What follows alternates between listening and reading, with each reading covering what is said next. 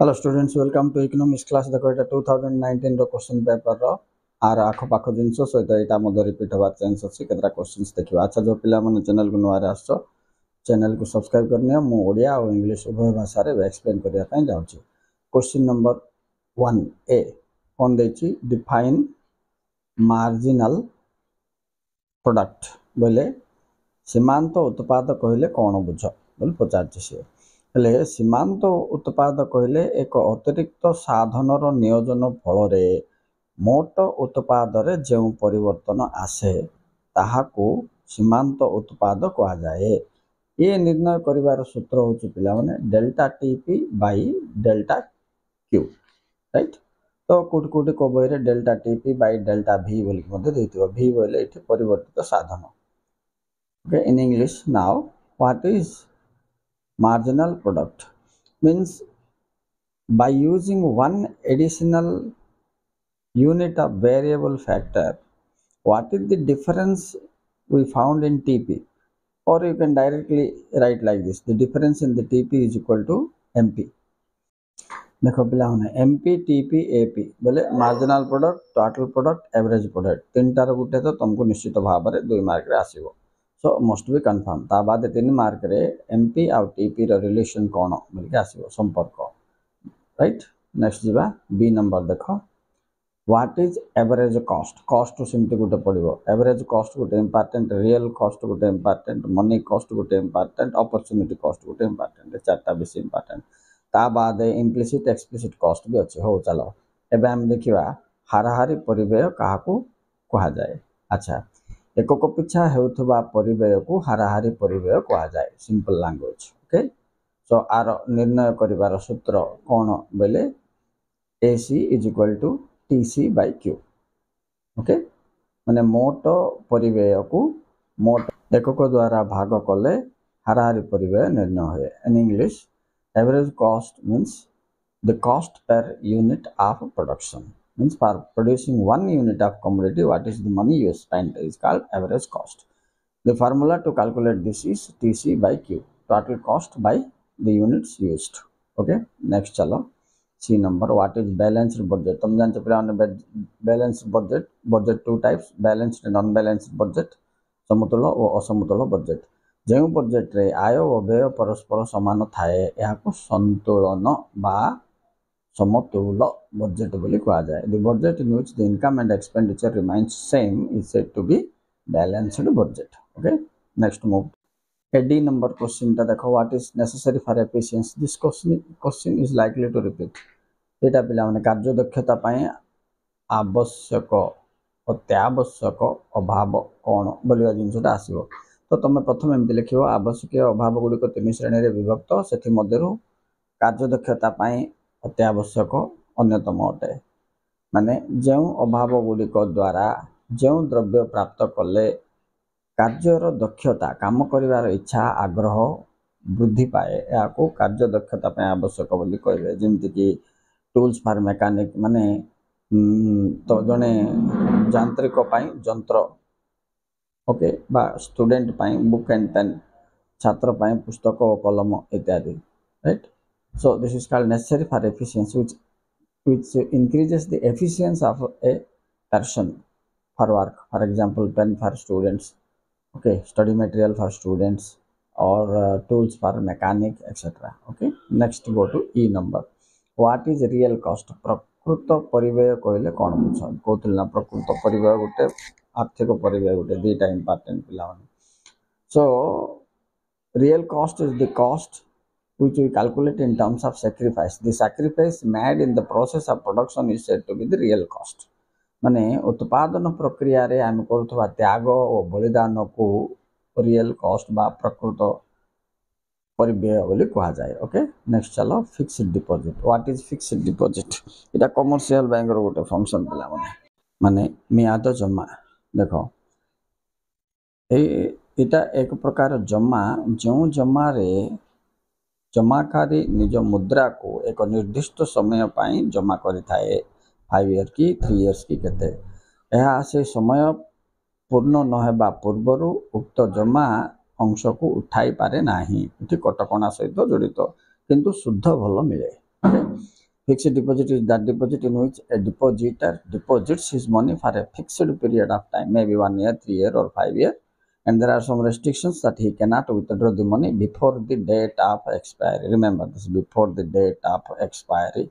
However, the bank provides a good rate of interest for this. Last rate of interest लिखतो पिला मन gym थले. Okay, next चलो G number, define the scarcity definition of economics. माने अर्थनीति रो स्वल्पता संज्ञा व्याख्या करो. किए देथिला पिला माने रॉबिन्स देथिला. Robbins has given the scarcity definition. Okay, so what he said like this: economics is the science which studies human behavior as a relationship between the ends and the scarce means, okay, which have alternative uses. Odia रे कहबा गले Robins किभली अर्थनीतिर संज्ञा दैचंती ना असीम अभाव व विकल्प व्यवहार युक्त ससीम संबल मध्यरे थिबा संपर्क परिप्रेक्षी रे मानविक आचरण अध्ययन करुथबा विज्ञान को अर्थशास्त्र कहा जाए. एबे भी इटा इंपोर्टेंट क्वेश्चन पिला माने. से तांकर बही an essay on nature and significance of economic science बोल के पब्लिश करथिले 1932 रे. से बही रे ये संज्ञा की जोगे ये करछन. एटा को दुष्प्राप्य संज्ञा मध्य कहा जाए. स्वल्पता संज्ञा जोटा दुष्प्राप्य संज्ञाटा लेखा. ए वर्ष आइबार बहुत चांस अछि. एटा न आइल तुमको मार्शल रो वेलफेयर डेफिनेशन आसीबो. मार्शल रो कल्याणकारी संज्ञा जोटा आस्तिला. ए दुईटा जाक तुम घुसिया पड़िबोगा पिला मन जिमतेले. So don't leave this. Next question, what do you mean by equimarginal utility? माने समसीमांत बा समप्रांतीय उपयोगिता कहले कोन बुझो? यार अन्य नाम भी जानचो पिला माने लॉ ऑफ सब्स्टिट्यूशन कहले कोन बुझो बोली मधे बारे आसीबो. और लॉ ऑफ मैक्सिमम सैटिस्फैक्शन बोली मधे को कहा जाउची. या नाम बदले दो बोले तुम अन्य क्वार्ट बारे आसीबो भाबो. तुमको remember this. Okay, so you have to write like this. Law of equimarginal utility, what does it implies? That if a person has a thing, he has to put it in several uses in such a way that the utility derived from all the commodities should be equal. So it's called equimarginal utility, propounded by Alfred Marshall. लेकिन एटा किए पिला माने करथिले? Marshal A करथिले. कोटा सीमांत समसीमांत उपयोगिता सूत्र. या दर्शाए जे जदि कोनोसी व्यक्ति पाखरे गोटे द्रव्य थाए से अन्य अभाव मध्य जाको एभली भाव में बांटिवा उचित जे समस्त द्रव्य समान उपयोगिता आसीबो. तो समान उपयोगिता उत्पन्न हेले ताको समसीमांत उपयोगिता बोली कहबे. काई बोले मन कर से x और y रे ता पाके थिबा 7 टका को से खर्च कला. तो से को हिसाब रे खर्च करू, 3 4 करू कि 5 टका आइ था कि 2 टका सेट करू, न टंकाटा x रे करके बळका 6 टका y रे करू. किंतु x रु y रु भारतवा सीमांत उपयोगिता परस्पर समान होबा उचित. एग्जांपल भी तुम दे पारिबो. ओके, ताले पिला माने नेक्स्ट जिबा. What do you mean by economic goods? I number, अर्थनैतिक द्रव्य कहले कोन बुझ? अच्छा, जो द्रव्य कि आमे किछि मुद्रा दे क्रय करि थाउ बाजार रु सेगुडा अर्थनैतिक द्रव्य. The goods which we purchase from the market, okay, the goods which we get with some payment in the market are said to be economic goods. Okay, मन रखतो पिला माने सब किनिमा द्रव्य जाक अर्थनैतिक द्रव्य. पेन, पेंसिल, सुना, गोल्ड, डायमंड, ऑर्नामेंट्स, अलंकार, इजा सब जाक तमरो इकोनॉमिक गुड्स का. मन रखतो it related question. All economic goods are wealth. सब अर्थनैतिक द्रव्य संपत्ति अटे, किंतु अर्थनैतिक द्रव्य जोगाणटा सीमित. Supply of economic goods are limited. एमति केते good economic goods are man made, किंतु फ्री गुड्स आर नेचुरल लला, एटा मैन मेड. सो पार्थक्य दर्शा भी free goods and economic goods भितर आसबार बहुत चांस अछि. So keep this in your mind. Okay students, thank you very much for watching. और 1 लिखवा. अच्छा, क्वेश्चन नंबर 1 रे परिवर्तनीय परिवेय कौन बोली पचार माने ए सब्जेक्ट परिवेय सहित संपृक्त. अच्छा, प्रथमे हमको जानिमा को पड़िबो परिवेय कहले कौन? उत्पादन प्रक्रिया रे हेउथुबा खर्च को परिवेय बोली कहा जाए. एटा विभिन्न प्रकार परिवेय रहिछि. ताई मध्यरु एबे एक नंबर रे कौन देछि परिवर्तनीय परिव्यय। तो परिवर्तनीय परिव्यय कौन ना उत्पादन रे हेउथबा परिवर्तन सहित खर्च रे किछि परिवर्तन होउथबो। एक्चुअली आमर उत्पादन रो साधन गुडी को देखिबा पड़िबो जे स्थिर साधन परिवर्तित साधन एमती दु प्रकार साधन अछि नै कि भूमिटा स्थिर साधन हैला बेलको श्रम व पूंजी को आमे परिवर्तित साधन बोली कहउछे। अच्छा ये परिवर्तन साधन रे हेउथबा खर्चर परिमाण को परिवर्तनीय परिव्यय बोली कहा जाए। ये लिखिछि केमती देखो जो परिव्यय परिवर्तनीय उत्पादन यथा मजूरी कंचामाल शक्ति इत्यादि व्यवहार निमंते बहन करा जाय थाए एहाकू परिवर्तनीय परिव्यय कहा जाए। आको इंग्लिश रे वीसी माने वेरिएबल कॉस्ट बोली कहबे। हेले गाणितिक सूत्र रे जदि तमे एटा निर्णय करिवो VC is equal to TC minus FC बोली कहबे। माने परिवर्तनीय परिव्यय इज इक्वल टू मोट परिव्यय हेडाण स्थिर परिव्यय कले निर्णय होबो मैथमेटिक कैलकुलेशन। अच्छा चल अब हम द्वितीय क्वेश्चन रे जिबा। मुद्रागत परिव्यय काहाकू कहा जाए। मुद्रागत परिव्यय कहले कोन मनी कॉस्ट बोलिबे ताको। माने उत्पादन प्रक्रिया रे नियोजित साधन माने समस्त साधन स्थिर और परिवर्तनीय साधन मानकर लक्ष्य रे उत्पादनकारी करुथुबा मुद्रागत व्यय को बा मौद्रिक खर्च को आमे मुद्रागत परिव्यय बोली कहि थाउ। Right money cost is the total money we spend in the process of production बोलता कहबे इन टर्म्स ऑफ मनी मुद्रा आकार रे हम करछ हला। अच्छा तापर देखिबा 3 नंबर क्वेश्चन कोन अछि। नेक्स्ट 3 नंबर क्वेश्चन रे कोन देछि अर्थनैतिक परिव्यय कोन व्हाट इज इकोनॉमिक कॉस्ट। देखो एटा हिसाबगत परिव्यय ओ प्रच्छन्न परिव्यय रो समष्टि को अर्थनैतिक परिव्यय बोली कहा जाए बोली कहला। अच्छा आको इंग्लिश रे कहबे इम्प्लिसिट कॉस्ट एक्सप्लिसिट कॉस्ट दुईटा मिसेले हमको इकोनॉमिक कॉस्ट निर्णय होई थाए। तेणु ओडिया रे भी आम एमती आको गाणितिक सूत्र रे पकई परिबा जे हिसाबगत माने हिसाबगत परिव्यय वो प्रच्छन्न बा लुक्कायत परिव्यय भी काको कहबे रो समष्टि को अर्थनैतिक परिव्यय बोली कहा जाए। राइट तापर देखिया 4 नंबर स्थिर परिव्यय कोन व्हाट इज फिक्स्ड कॉस्ट बोलछि। माने उत्पादन प्रक्रिया रे ह्रास वृद्धि हेले मध्य जो परिव्यय हमको भरण करबा को पड़िबो आमे देबा को बाध्य आ ताहा मझिरे परिवर्तित होबनी ताको स्थिर परिव्यय कहा जाए। नेकी एठी केमति लिखछि उत्पादन प्रक्रिया रे स्थिर साधन जेमति कि भूमि मशीन इत्यादि बाबद रे हेउथबा खर्च को स्थिर परिव्यय कहा जाए बोली तमे लिखि पारिबो। गाणितिक सूत्र रे FC is equal to TC minus VC तुम कर पारिबो।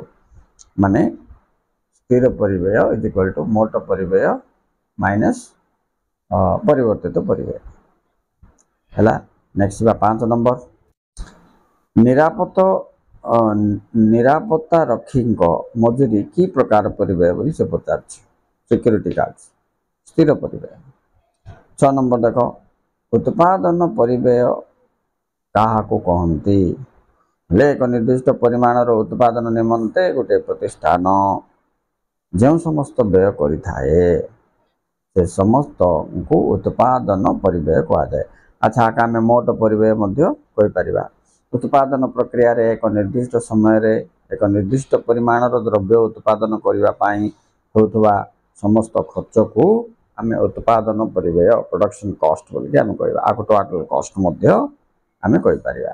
तापर चलो जिबा 7 नंबर हाराहारी परिव्यय रेखार केउ बिंदु रे सीमांत परिव्यय रेखा छेद करि थाए।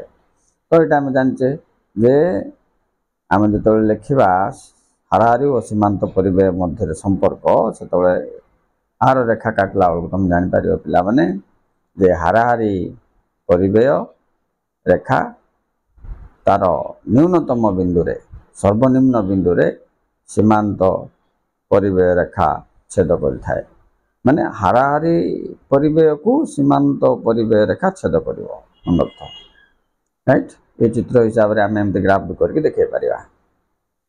नेक्स्ट क्वेश्चन जीवा हिसाब 8 नंबर हिसाबगत परिव्यय कहले कोन बुझो व्हाट इज एक्सप्लिसिट कॉस्ट बा आको अकाउंटिंग कॉस्ट भी कहबे। अच्छा देखो उत्पादन प्रक्रिया रे उत्पादन साधन नियोजन निमंते उत्पादनकारी जो समस्त अर्थ खर्च करिथांती ताहाको हिसाबवृत्त परिव्यय कहा जाए। देखो कौन सी जिनस उत्पादन कला को किसी पैसा तो खर्च हम ताहा किछि हमको संपूर्ण भाव में अकाउंट कला को दृश्यमान होथबो तेणु आको कैलकुलेशन रे आसुथबा खर्च गुडी को हिसाबगत परिव्यय बोली कहा जाए। इंग्लिश रे आको अकाउंटिंग कॉस्ट बा एक्सप्लिसिट कॉस्ट बोली कहबे।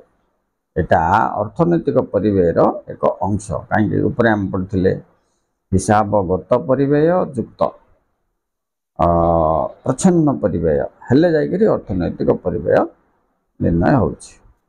नेक्स्ट 9 नंबर अछि सीमांत परिव्यय काहाको कहंती मार्जिनल कॉस्ट बोल के हम कहते ताको माने द्रव्यर एक अतिरिक्त एक उत्पादन रे हेउतबा परिव्यय को बा खर्च को आमे कोन कहबा सीमांत परिव्यय कथा एक अतिरिक्त एकक एटा मन रखिबा अछि राइट। अच्छा मु आउथर कहि दे देखो द्रव्यर एक अतिरिक्त बोले एडिशनल एकक बोले यूनिट उत्पादन हेबा द्वारा मोट परिव्यय रे जो वृद्धि की ह्रास घटे वृद्धि किंबा ह्रास घटे ताको सीमांत परिव्यय कहा जाए। ताको आमे एमति कहले भी हबो जे मोट परिव्यय रो अंतरफल इज इक्वल टू सीमांत परिव्यय। मोट परिव्यय तमे अंतरफल काट देले तुमको सीमांत परिव्यय मिल जिवो तेनु करी आकु गणितिक सूत्र रे MC is equal to TCN - 1 - TCN बोली कहबे। आ गोटे सूत्र भी आर अछि delta TC by delta Q हम करि परिबा बोले मोट परिव्यय रे हेउथबा परिवर्तन बाय एकक रे हेउथबा परिवर्तन कले एटा निर्णय होइथाय। नेक्स्ट 10 नंबर क्वेश्चन अछि प्रच्छन्न परिव्यय कोन आको लुकायत परिव्यय मध्ये कहबे। इंग्लिश रे इम्प्लिसिट कॉस्ट बोली कहा जाए। अच्छा जो परिव्यय गुडी को प्रकृत रे व्ययित माने व्यय बा खर्च होई नथिले मध्य परिव्यय रो एक अंश हेबा उचित सेगुडी को प्रच्छन्न बा लुकायत परिव्यय कहा जाए। देखो मु आ गोटे भाषा तुम कहि दो सहज तुम बुझी पारिबो हमर उत्पादन प्रक्रिया रे केते गुडी खर्च जोटा होची हमको स्पष्ट भाव रे नजर को आस्थुबो नै कि जेमते कि गाड़ी भड़ा किंबा कोठा बाड़ी रो भड़ा इत्यादि किंबा श्रमिकर मजूरी नजर को आछि हिसाब कला बेले किंतु आउ केते गुडी खर्च अछि तम निज गाड़ी रो भड़ा हेले तमे कैलकुलेट करिवोनी ता दृश्यमान नुहे सेटा आइसोलेट हे जिवो सेमते एगुडा को लुकायत परिव्यय बोली कहा जाउछि। अच्छा मु आ गोटे उदाहरण तुमको दे पाछि देखो धरिनियो तमे गोटे मूर्ति किनुच तो से मूर्ति रो मूल्य केते बोले आमे केते कहबा 500 हिच मन करो 500 टका बोली कहबा किंतु ताको रिक्शा रे जादे आमे आनिथिबा रिक्शा वाला गोटे 50 टका नैथिबो तो तार प्रकृत मूल्य केते हला 550 किंतु आमे हिसाब कला बेलको ए 50 टका हिसाब करनथि। एभली केते गुडे परिव्यय अछि जहा लोकलोचन को आए नाही आसे नाही माने लुकायत होई रहि जाय थाए तेणु आको प्रच्छन्न बा लुकायत परिव्यय कहा जाए। उदाहरण तुम लिखि पारिबो निज कोठा बाड़ी रो भड़ा राइट निज गाड़ी रो तेल खर्च इत्यादि को आम हिसाब कर न थाओ।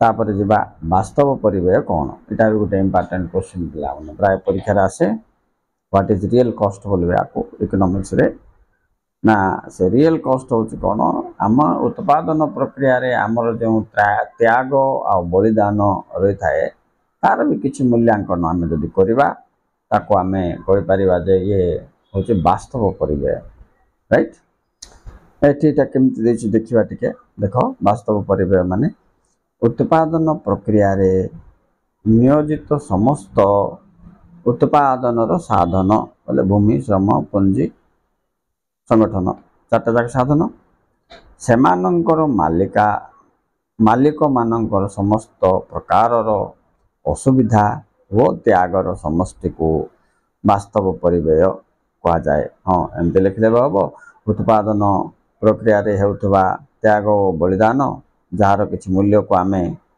वास्तव परिबेय मध्य कहि परिबा। ठीक अछि पिला माने अच्छा 11टा क्वेश्चन एठी आमे डिस्कशन करले नेक्स्ट 11टा क्वेश्चन पुणी मु काली तुम सब डिस्कशन करी पिला माने thank you very much for watching. अच्छा जो मानन को चैनल टी भल लागु चैनल टी सब्सक्राइब कर नै तो इकोनॉमिक्स मु तुमको उदाहरण सहित एक्सप्लेन करूथबी आ परीक्षा समय इंपोर्टेंट क्वेश्चन भी देबी। Okay students thank you very much. देखिए वेल्थ एंड वेलफेयर रे वेल्थ डेफिनेशन एडम स्मिथ कौन विचार वेलफेयर डेफिनेशन मार्शल सहित लिंक करके तापरे वेल्थ माने कौन वेल्थ रु वेलफेयर केमती ड्रॉ करिया purpose so how welfare is the end wealth is the means से विषय हमको दर्शाइबाक पड़िबो। संपत्ति द्वारा किभली आमे कल्याण पाइबा तो संपत्ति हैला माध्यम कल्याण हैला तुमर लक्ष्य राइट। नेक्स्ट क्वेश्चन देखो स्कोप ऑफ इकोनॉमिक्स माने subject matter of economics economics बाले अर्थनीतिर अध्ययन विषय वस्तु को अर्थनीतिर परिसर कहा जाए। ये कौन आसो पिला माने एक उपभोग 2 उत्पादन 3 बंटन 4 विनिमय ता छड़ा तुमको आसी मुद्रा बैंक बीमा और राष्ट्र वित्त right. So the subject matter of economics here is consumption then production, then distribution, then exchange, after that money, banking and also public finance. Next, how economics is science of choice. पिला माने एटा Robbins कहथिला जे economics is science of choice because we have unlimited wants and limited means. हमर असीम अभाव भितरे सीमित संबल थिबारु आमे अत्यावश्यक प्रथमे चयन करी ता पूर्ण कला परे नेक्स्ट अन्यान्य अभाव पूर्ण करिया पाई संघर्ष करू एवं अर्थनीतिर अर्थ ही एया बोली रॉबिन्स तांकर स्कैर्सिटी डेफिनेशन माने स्वल्पता संज्ञा रे दर्शाइछंती। एबे देखिया value in use and value in exchange माने व्यवहारिक मूल्य और विनिमय मूल्य। अच्छा एठारे प्रत्येक द्रव्यर व्यवहारिक मूल्य थाए और विनिमय मूल्य थाए। केतेक द्रव्यर व्यवहार मूल्य थाए किंतु विनिमय मूल्य न थाए जेमति कि तुमर पानी सूर्य किरण इत्यादि। तो अर्थनीति रे द्रव्य बा संपत्ति कहवा पूर्व आमको देखा पड़ो जे कौन सी द्रव्य रे ये विनिमय मूल्य निहाती रहिबा दरकार। विनिमय मूल्य जोगु द्रव्यर मूल्यांकन सठिक भाव रे होइथाए अर्थनीति दृष्टि राइट किंतु वास्तविक दृष्टि सब द्रव्यर व्यवहारिक मूल्य थाए हेले व्यवहारिक मूल्य स्थिर अटे किंतु विनिमय मूल्य परिवर्तित हुए। Value in use means the use value which is constant but value in exchange which is not constant you have to remember. Next free goods and economic goods मुक्त द्रव्य और अर्थनैतिक द्रव्य। देखो जो द्रव्य गुड़िक आमको बिना मूल्य रे मुक्त भाव रे मिले से गुड़िक मुक्त द्रव्य कहा जाए जमती कि सूर्य किरण वृष्टि जल इत्यादि किंतु जो द्रव्य आम कि मूल्य दे क्रय करगुड़ी अर्थनैतिक द्रव्य कहा जाए।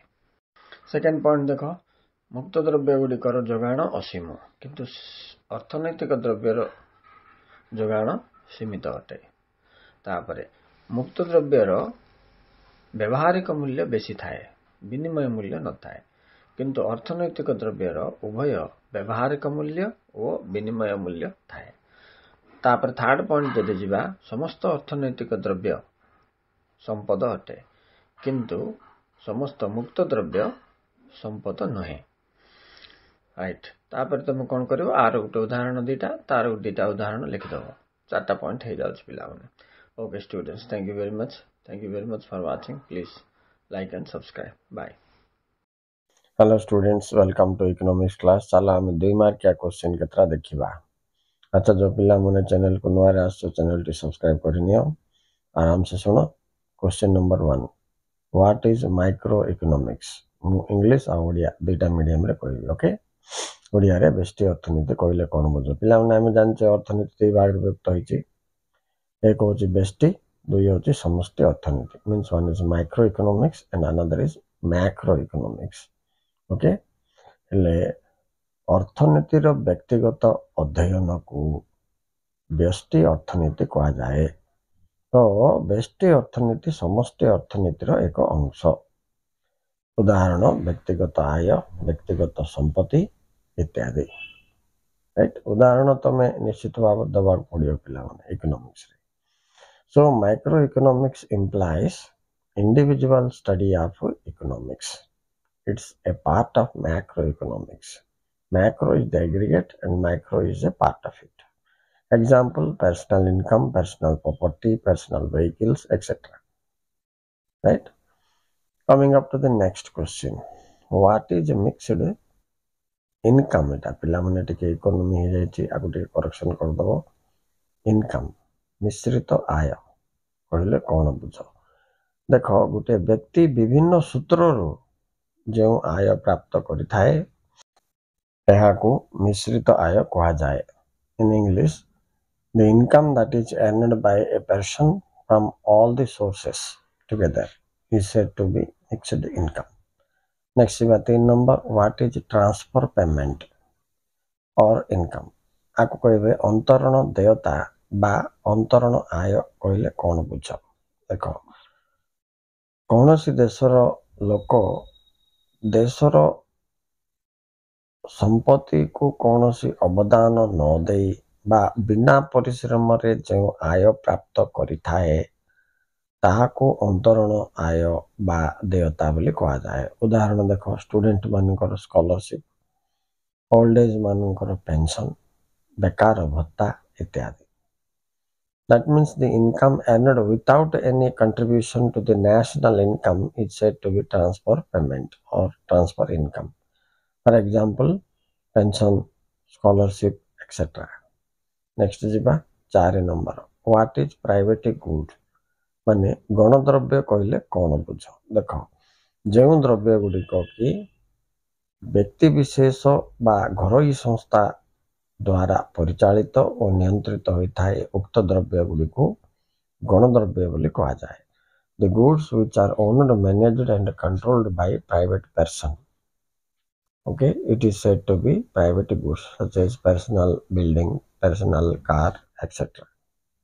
Next jiba, what is price? दर कहले कौन बुझ? देखो, value expressed in terms of money is said to be price, right? And these prices are happens to be market price, normal price, equilibrium price, etc. अच्छा, दर कहले कौन बुझ माने आमे एमती लिखिबा एठी, कौनसी द्रव्यर मूल्य को मुद्रा आकार रे प्रकाश कले ताको दर कहा जाए। जेमती बाजार दर भी अछि, हमर स्वाभाविक दर, तापर तमर संतुलन दर, एगुडा सब तुम मन रखिथिबा अछि। Next, what is producer goods? उत्पादक द्रव्य कहले कौन बुझ?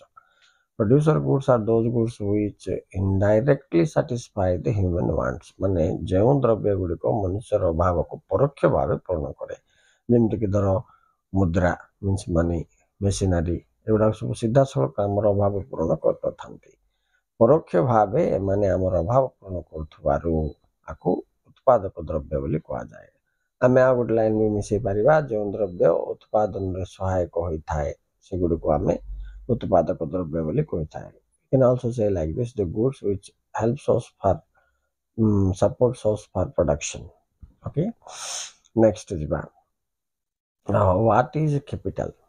पूंजी कहले कौन बुझ? देखो, आमर 4टी उत्पादन साधन अच्छी, ताई भितर अन्यतम है पूंजी। Capital is one of the factors of production.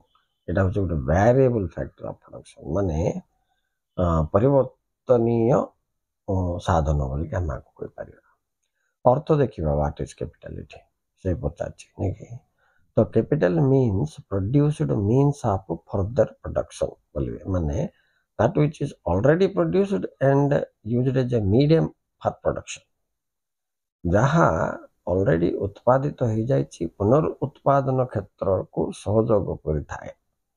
जेमति धरनियो तमे सिलाई मशीन ता ऑलरेडी गोटे जगह रे प्रस्तुत हो जाइछि, पुणी एटा लुगा बा सिलाई रे व्यवहृत होई आइरु किछि आय आमे पाई पारथबा। एई प्रकार द्रव्य गुड़िक प्राय सब उत्पादक द्रव्य गुड़िक आमे कैपिटल बोली मध्ये कहिथाउ। ओके, नेक्स्ट बा what is value in exchange. Okay, मान देखो विनिमय मूल्य कौन, मूल्य दुईटा श्रेणी विभक्त कराई, गोटे हूँ use value, value in use value, आ गोटे हूँ वैल्यू इन एक्सचेंज। द्रव्य बिक्री समय रे जो मूल्यांकन करा जाय थाए, किछि परिमाणर मुद्रा विनिमय रे द्रव्य आमे देई थाउ, से मूल्य को विनिमय मूल्य बोली कहा जाए। इनडायरेक्टली आको आमे दर सहित समान करि परिबा, right. So exchange value means when a commodity is sold for certain price, and that should be said to be the value in exchange. Okay, next comes what is complementary goods, माने परिपूरक द्रव्य कौन।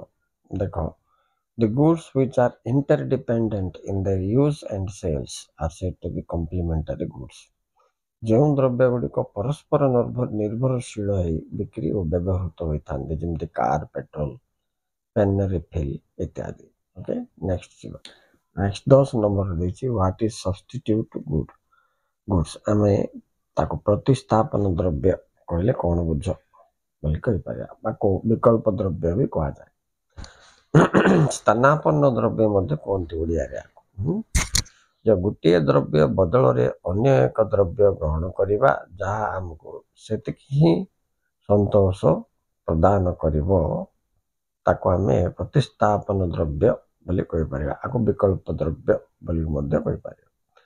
The goods which can be used as an alternative to another good is said to be substitute goods। Tea and coffee, in place of one commodity we can take another commodity, but it will give us the same satisfaction, it is called as substitute good।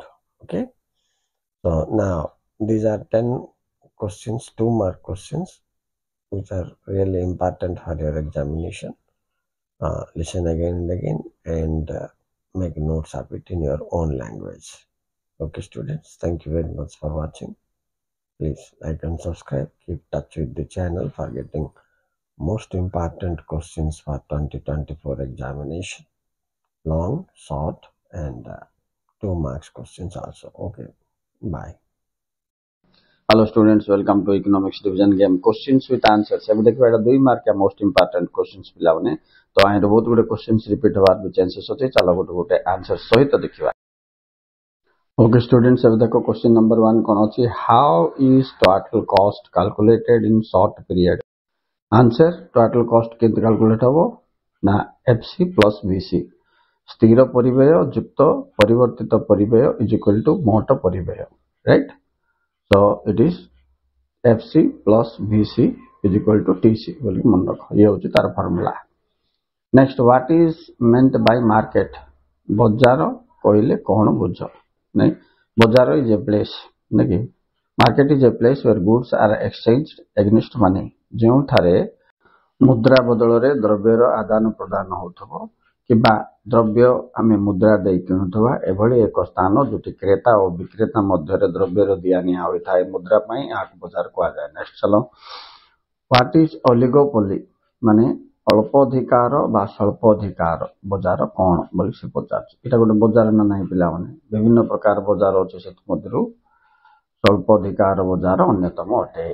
जेउ बाजार रे अल्प संख्यक विक्रेता और अधिक संख्यक क्रेता एवं भिन्न भिन्न द्रव्य बिक्री होता है, यहाकू स्वल्पाधिकार बाजार कहा जाए। उदाहरण बाइक बा मोटर कार बाजार बोली हम कहि परिबा। Okay, so oligopoly market is that market in which we found few seller and many buyers selling differentiate products.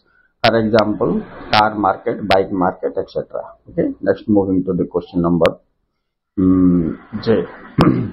H for J देखो, व्हाट इज मैक्रो इकोनॉमिक्स समष्टि अर्थनीति कौन देख पे अर्थनीति दुई भाग व्यक्त कर बेष्टि व समष्टि तुम जान ना समष्टि अर्थनीति कहले अर्थनीतिर एक सामग्रिक अध्ययन को बुझाए तापर उदाहरण लिखिदेव जातीय आय जातीय संपत्ति जीडीपी जीएनपी एगुड़ा जो आम स्टडी करचे एगुड़ा सब हूँ तुम समष्टि अर्थनीति अंतर्गत यार जनक किए पे JM कैनिश So in English, economics can be stated as micro and macro, two types. Now, macroeconomics implies aggregate study of economics. Okay, here we study about national income, level of employment of a country, etc.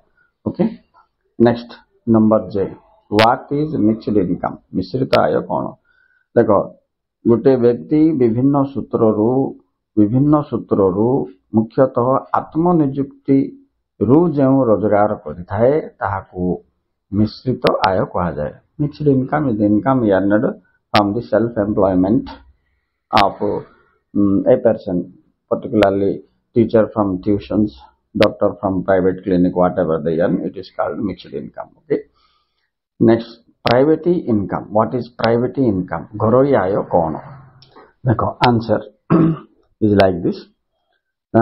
This is the sum total of income earned from different source by a private sector plus the transfer payment received by the private sector. Okay, so it is broader than the personal income. व्यक्तिगत आय थारू घरोई आय अधिक कहीं profit tax और अन्य जिनस मिसी थाए जमती अंतरण आय मिसी थाए ठीक अच्छे तो कहले आम कौन बोल लिखा मोट आय वो अंतरण आय रो समाहार जहाँ गोटे घरोई क्षेत्र रोजगार करिथाए याको घरोई आय बोली कहा जाए. ओके नेक्स्ट क्वेश्चन देख कौन अच्छी व्हाट इज ओवरड्राफ्ट. ओवरड्राफ्ट हूँ पे वाणिज्यिक बैंक गोटे मुख्य लोन दबा पद्धति नहीं it is a system by which commercial bank provides loan to its customers, particularly तांकर ग्राहक मानू का ये लोन दिया हम एठारे उक्त लोकर जमा खातार जी पैसा थी ताठू अधिक उठे पार से तेणु आपको अधिक उठाणी बोली कह जाए हेल्ले सुध कौट लगे जो अधिक टंका उठा जाए ही सुधटी लगे right. So here the rate of interest is charged on excess amount withdrawn from his account balance. Okay, next question देखो what is commercial bank. वाणिज्यिक बैंक कौन? So commercial bank is a profit seeking institution बोल तुम लिखो which accepts deposits and provides loans for profit motive. Okay, example तापर लिख दबो SBI, IOB, Punjab national bank इत्यादि. जो बैंक ग्राहक मानन को ऋण प्रदान वो जमा ग्रहण कार्य एवं लाभ उद्देश्य कार्य करता से वित्तीय अनुष्ठान को वाणिज्यिक बैंक बोली कहा जाए. तो वाणिज्यिक बैंक एक वित्तीय अनुष्ठान जहाँ साधारण लोक मान जमा ग्रहण करता और ऋण प्रदान करता यार उद्देश्य हूँ लाभ पाइबा. उदाहरण तापर लिखिदेव SBI, state bank of India, IOB, तापर तुम पंजाब नेशनल बैंक और जिते बैंक अच्छी पिला सब जाक कमर्शियल बैंक का. ओके वाणिज्यिक बैंक का. नेक्स्ट चलो लास्ट क्वेश्चन देखिदेव व्हाट इज बजेट. बजेट कौन? यह हूँ सरकार आय व्यय अटकल. It's a financial statement of income and expenditure of a government which is yearly prepared जोटा कि वार्षिक प्रस्तुति करा जाए वर्ष को थरे प्रस्तुति करा जाए. या तीन प्रकार कौन लिखिदेव तुम तीन प्रकार deficit budget, surplus budget and गोटे बैलेंस्ड बजेट. या तीन प्रकार कौन कौन संतुलन बजेट तापर आउला तुम नियंटिया बजेट बड़का budget. Okay students thank you very much for watching. For more such short questions for discussions, please join the channel and ask the questions in the comment box. I will help you. Thank you very much for watching. Bye.